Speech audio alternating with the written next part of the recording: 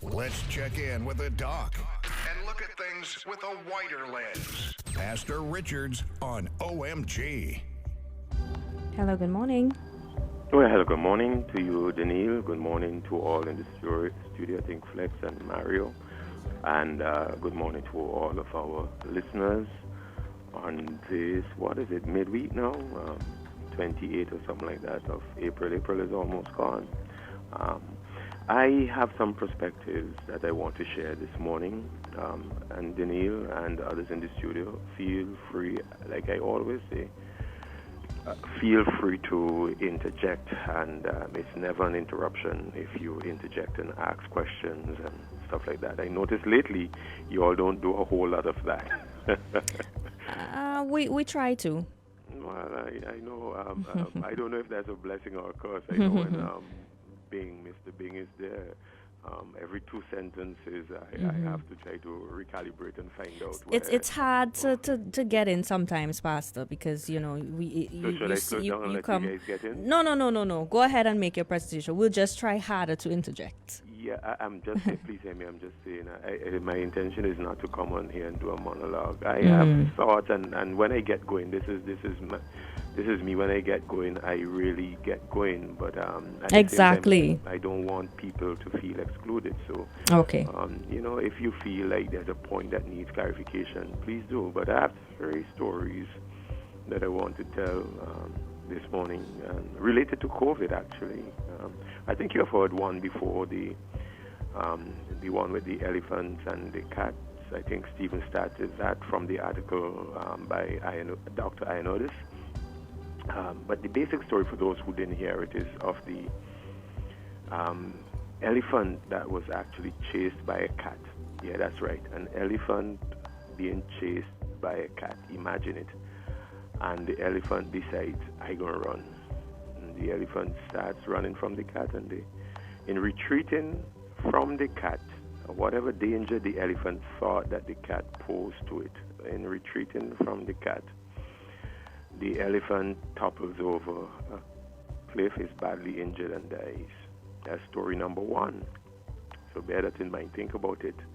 As ludicrous as it seems, the lion runs from the cat, topples over the cliff, and dies. Story number 2 is a story. It's actually found in the Bible, believe it or not, in Proverbs chapter 26 and verse 13. Apparently, there's some kind of animal in the street, a lion in the streets, and this guy decides, man, listen, that's dangerous. I mean, this is in the Bible, okay? So just allow me to tell it. That's dangerous. Okay. I ain't going out there. No how, no way. I am not going to work. You see me? I know I have to go to work. I know I have things to do, but the safest thing, as long as this lion is in the street, I am staying home. And so there's a way the Bible deals with and describes that guy who decides that there's a sufficient threat out there of a lion in the street.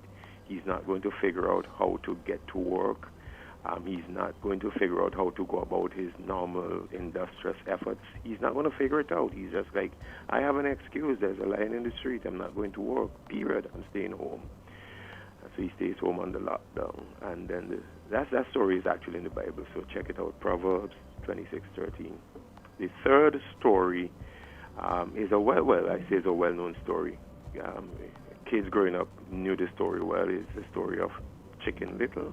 Apparently, Chicken Little is a little chicken, taking a little stroll down country lane, and somehow a nut falls and hits Chicken Little in the head. I mean, and this just blows him up. He's like, he doesn't stop to think through what hit him, how it hit him, where it came from. Mm-hmm. Immediately, he decides that the sky is falling. And he panics and he begins to run. Other chickens along the way, Chicken Little, what's wrong with you? He's like, the sky is falling. They don't stop to assess the risk, the damage, assess the cause, nothing. They begin to run and they decide, let's go tell the king, the sky is falling, the sky is falling. We need protection, the sky is falling. Well, along the way, they meet a fox, and he asks them, what's happening? And they told him, the sky is falling, we need protection. We all going to die. We all going to die. The sky is falling upon us. He decides, okay, I'll offer you protection. So he comes out of the cave. He says, I'll offer you protection. I have my little cave. You can come in here and hunker down, and when the sky stops falling, you guys will go back out. So all of the chickens now, including Chicken Little, go into this cave to get security in this cave, and they notice that day after day, the numbers seem to be dwindling. Every day there seems to be less chickens in the cave until they wake up and basically decides, listen, there's too high a cost that is being paid for this security. So they run out of the cave and go to the king, and the long and short of the story is after they determine proper assessment that the sky is not actually falling, that's when they were really able to save themselves. So those three stories, elephants and cats and lions and chickens, form the background for my little commentary this morning. The common thread or threads in these three stories, something that is common, and you may have picked up on that, is the element of retreat. The elephant was retreating from the cat. The element of retreat. The man stayed in his house because there was a lion in the street. The element of retreat. The chickens decided we gonna find safety in the fox's cave. So you have that element of retreat, which was disastrous, and you also have the element of poor risk assessment. The elephant did not assess the risk. Of course, the cat was there, but the elephant did not properly assess the risk. The man did not properly assess the risk of the lion and how he's going to deal with it and negotiate his way around it. And neither did the chickens stop to assess what really hit Chicken Little. They all assumed the sky really was falling. So those two things, the devastation in each story, those two things are common: retreat and lack of proper risk assessment. And this whole matter of retreat, I have said before, from a sociological perspective, this matter of retreat is counter-progressive to the social evolution. Again, making clear that I'm not a believer in Darwinian evolution. But society has evolved. All of our social institutions have evolved, facing different threats, and all of our social institutions, whether the home or the church or schools, business or the government, entertainment, arts, all of them have faced threats over time. But in that social ecology where there are threats within the environment, what we have learned to do is that we have learned to morph as social institutions to overcome every challenge. So the idea is for progress in society, the one evolutionary instinct is to continue to face the challenges and to overcome them. So what scenario or challenges face us? Of course, we know we have the spread of the coronavirus. That seems to be a real threat. We have the possibility of COVID-19, and I love those who are making the distinction between the coronavirus and COVID-19. That's very, very informative. We have conflated the two to mean the same thing, and but they're distinct. The virus is obviously that which causes or possibly causes the infection, and so not everyone who is affected by the virus or exposed to the virus necessarily develops COVID-19. So that's a very useful distinction. And then even so, the other threat is the possibility of death. Again, not everyone who has COVID-19 dies. In fact, a very small percentage. Again, people die, but it's a very small percentage. In fact, people die of so many different diseases. So those are the things that face us: the spread of the coronavirus, the possibility of COVID-19, and the possibility of death. These are not good things. These are very, very real things. These are not good things. These are not welcome things. I don't enjoy the thought of even thinking about having to deal with them. But here's one common thing that we know about all of them. What we know about all of them is that we don't know about all of them. And I mean, again, that seems like an irony. What we know about all of them is that we hardly know anything about all of them. Think about it. We really haven't had a proper handle on the spread of coronavirus, how it spreads, with what rapidity it spreads, where it spreads best, or where the spread can be inhibited by certain factors. We really don't know. A high degree of uncertainty there. Please hear me on this. People, I want you to think there's a high degree of uncertainty regarding the spread. Regarding the COVID-19 itself, in terms of the development of the disease, contrary or set apart from those who are asymptomatic with the virus, you can almost always with certainty get a handle on those that have the COVID-19. But it is hard to estimate the uncertainty here. It is hard to estimate what's the percentage of people who are affected, hear me well, by coronavirus who actually get COVID-19, simply because there is such uncertainty about who has the virus. Some are pre-symptomatic, some are asymptomatic. Hardly anybody tested. Again, most countries are just a fraction of their population tested. So you really don't know the rate at which the coronavirus, you really don't know. People, we really, really don't know. We don't know the rate at which the coronavirus develops into the COVID-19 and under what conditions. Is it true that countries, for example, we know, for example, here's what I know about pneumonia. That there are certain countries in which there's a higher prevalence and rate of pneumonia, particularly at certain times of the year, than, for example, as compared to St. Vincent. Now, I'm not comparing corona to pneumonia, except to make this point, is that in particular diseases, they are more prevalent in some places than in other places. And then the third thing, the possibility of death. Death from exposure to coronavirus, which develops into COVID-19, again, it's a real possibility, and this is a threat that societies have had to face. Some countries have had phenomenal numbers in dealing with their deaths. So these are the things that we have to face. Now, the next part that I want to examine: what reactions can we take in the face of this threat? The reality that coronavirus is spreading, the reality that there's a possibility that some people are going to develop COVID-19 as a result of this spread, and in some places more so than in others.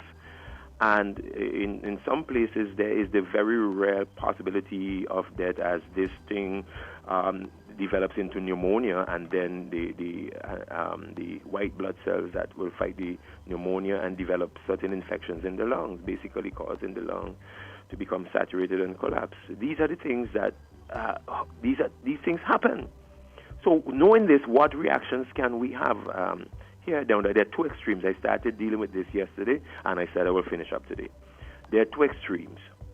The extremes. There are extremes. Normal functioning. Keep moving. There's nothing to see here. Behave as if nothing has happened. Normal functioning. That's an extreme. And then the other extreme, total lockdown. Lock the place down. The sky is falling. We don't know what is hitting us.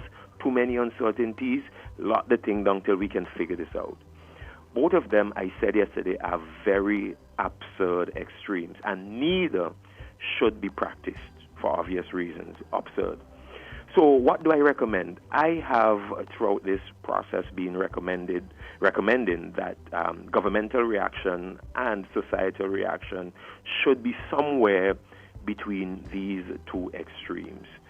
Neither the normal functioning or the total lockdown, but somewhere between the two. So the question that you're probably going to obviously ask me, Denise, is what determines where, between these two extremes we should be. Some would prefer to be closer to the extreme, and I've listened, and I try to listen well, and as I listen to the various opinions being shared, some would prefer to be and feel a measure of safety and ease if they're closer to the extreme of total lockdown. And if anything is to be opened up, it should be only essential services. And so some are very, very comfortable being closer to that extreme. Others are more comfortable being at the extreme that is closer to normal functionality. It is not total functionality, but we get to normal. We have restricted banking hours, or we have restricted numbers in our supermarkets, or we have restricted numbers in the buses. So there's some measure of functionality. The society moves on. It is not normal, but it is somewhere close to the extreme of, we are still functioning.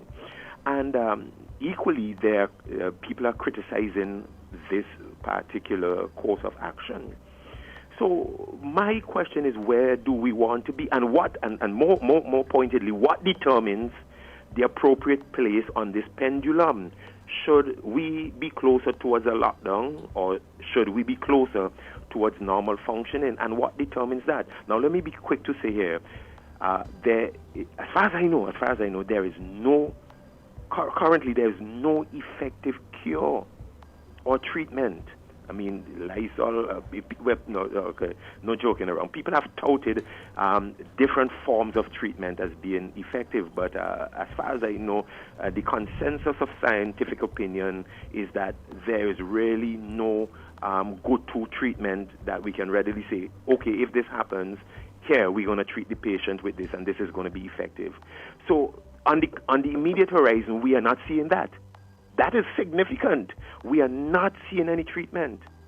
And also, at the same time, we are not on the immediate horizon seeing any vaccine.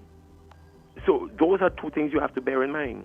So in the absence of current treatment, and in the absence of current vaccines, you have the choice. Well, are we going to lock down? Are we going to lock down? Absolutely. Until, we know there's treatment, so we could open back up now. Or we know there's a vaccine.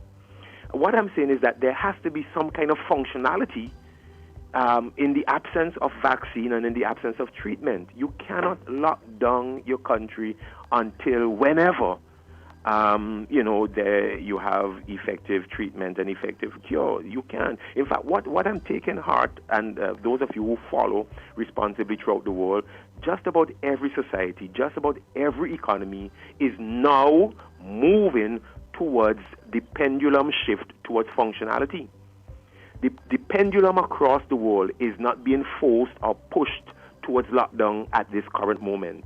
As summer approaches in the Northern Hemisphere and else, the governments and the people are thinking hard and working, how can we push the pendulum? The thought pattern, the thinking, the narrative, the discussions, all of it is, how can we push this pendulum, responsibly push this pendulum towards functionality? Which I hope at some point this narrative and this way of thinking will eventually surface here in St. Vincent, will eventually come to our thoughts and here in St. Vincent, that we will catch up with the rest of the world here in St. Vincent, that the rest of the world is not working up a laugh of sweat, trying to figure out how we can walk towards lockdown. They are working towards, all of them, scientists and those who do the modeling, those who are doing the economic projections, all of them are working towards how can we approach functionality. Why are they doing this? Why are they doing this? Because they realize they can't stay in the cave with the fox forever. They can't do that. They can't stay at the home while the lion is in the street forever. They can't allow the cat to chase the elephant forever. At some point, the elephant has to turn around and confront the cat. How are they doing this? Let me move into my close. How are they doing this? Those who are pushing the pendulum, I'm not talking about St. Vincent. Seems to me that there's a different narrative in St. Vincent where they're trying to push hard towards a lockdown. But the rest of the world is really responsibly trying to push hard towards opening up. You hear of barber salons, you hear of theaters trying to be opened and all of that. You hear people trying to push towards opening. But on what criteria? And as I watch, and we would be well informed to watch what others are doing, they are moving on the issue of risk assessment. That's one of the criteria that they are using. For example, there are different variables there. In highly urbanized places where you have like subways and you have really large clusters, the push towards opening up is, for example, as in New York, for example, where you have the subways and crowded. In this highly urbanized area where people are packed together, the push has to be more guarded, for example, as compared to Hamby, Texas, where I preach. I was the interim pastor out there. I know a lot of people out there. It's a well laid out community, and it's so spread out that the push towards opening up, where people can go to Family Dollar, can go out to their fields and do their wheat. And I mean, the push towards opening up is far greater there because there's less risk. Cost assessment also, as you know, I listen to the economists assess cost as to what is it. Each choice has a cost. The closer you are towards normal functionality, there is a cost there, and mostly a health cost, which we try to mitigate by having more testing and more contact tracing. But the closer you are towards the element of total lockdown, there is a cost. And at that extreme, the cost on that end is an economic cost. So whichever end of the variable you move to, whichever extreme you move to, there's going to be a cost. People are assessing the health cost vis-a-vis the economic cost. The third thing, and I think I better end with this, the third thing is the effectiveness of mitigation methods. They are beginning now, 3 months in, 3.5 months in, to have a better handle on mitigation methods. And the more effective mitigation measures are, the mitigation, there are some extreme mitigation measures and there are some practical mitigation measures. The extreme mitigation measures would refer to things like locking the family in the home and staying there and hardly going out, or if you go out, only X meters from your home. Those are extreme mitigation measures. You have other mitigation measures like mandating wearing of masks. Last night I saw, for example, JetBlue. They are now flying, but the mitigation method employed there is everyone must wear the mask in the airport and on the plane. Mitigation measures of washing hands and all of that. So if certain mitigation measures, if the safe distancing while you function, the washing of hands while you function or sanitizing your hands, or the wearing of masks, if these mitigation methods are effective as you go about normal functioning, then there is no need to push your country towards the more extreme mitigation method of a lockdown. So people are assessing how the mitigation methods are working. So as we think through this cogently, as responsible people, let us bear in mind, we all want the same outcomes. We all want safety, but we have to think. We have to think how long the cat can be allowed to chase the elephant, and at what point the elephant is going to turn around and confront the cat. We have to think how long we are going to run from the nut that fell and keep saying it's the sky that's falling, and run into the fox's lair, the fox's cave for safety, and pay a high price by doing that. And more poignantly, we have to remember the story from the Bible, Proverbs 26:13. How right is it, even if there's a lion in the street, what does the Bible say about assessing that and seeing how you can function despite the lion in the street? I love the biblical advice because it is very practical. It doesn't say run forever from the lion in the street. It does not deny that there is a lion in the street, but it says there's a measure of irresponsibility if we so retreat that we are not willing to confront the lion in the street so we can go about our normal functioning.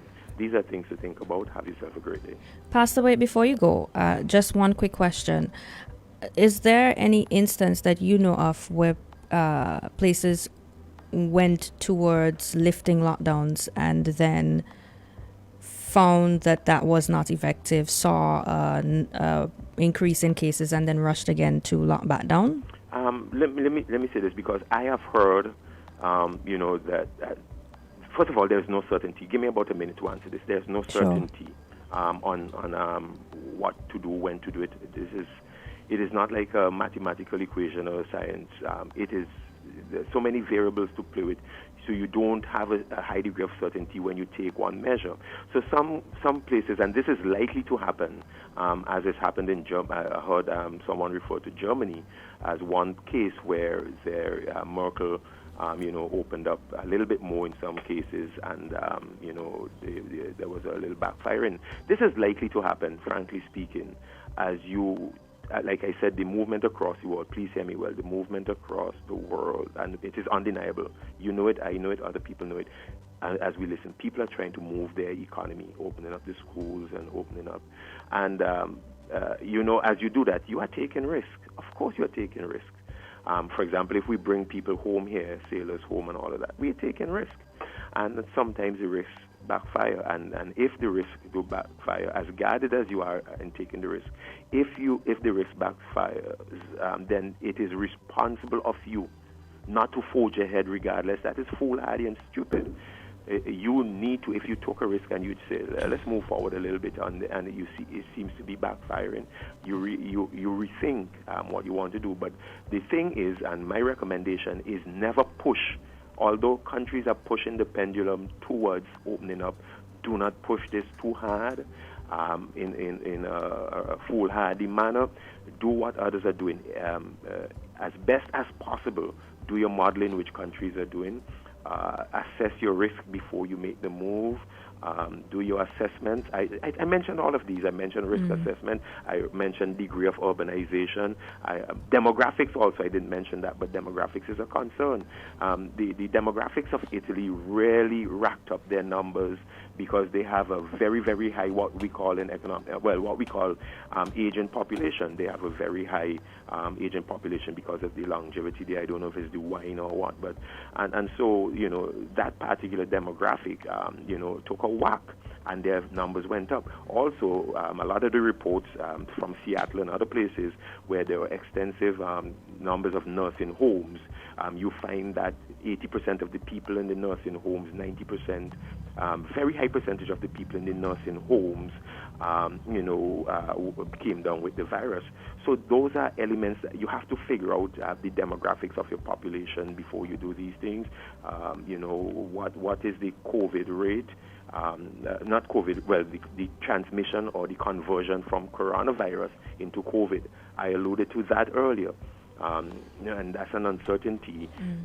But when you do testing, proper testing, then you realize, yesterday I talked about the numerator, denominator. When you realize how many people probably are affected by the coronavirus and are asymptomatic, then you realize that the conversion rate from coronavirus to COVID-19, and this is now beginning to become known. The conversion rate, check it out, everybody.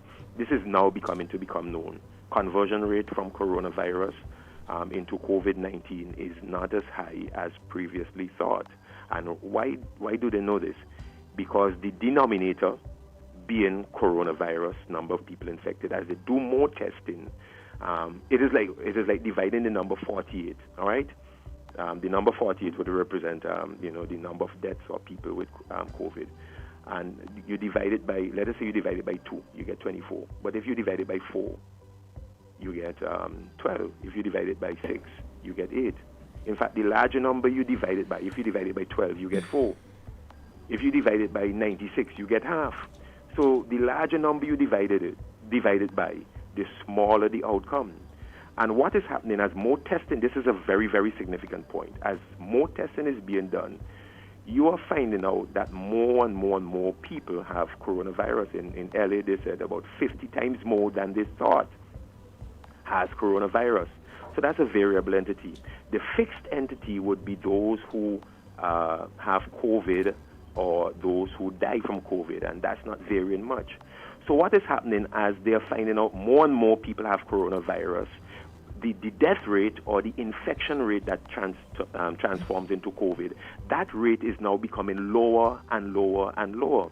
And therefore, those who feel like the threat was a lion or the sky is falling, realizing that the real threats of death or COVID-19 is not as, it's still a threat.